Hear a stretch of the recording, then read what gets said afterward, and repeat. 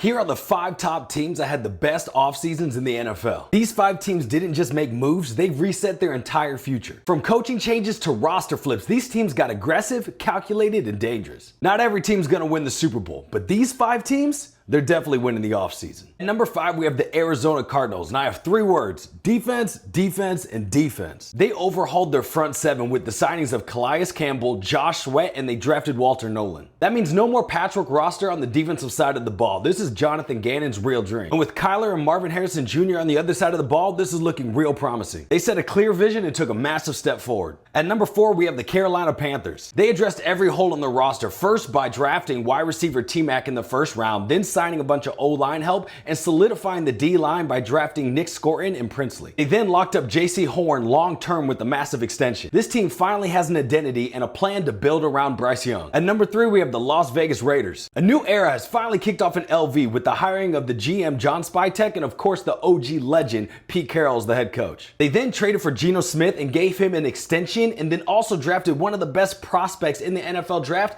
Ashton Jeanty. Oh, and did I mention they gave their offensive play calling to Chip Kelly?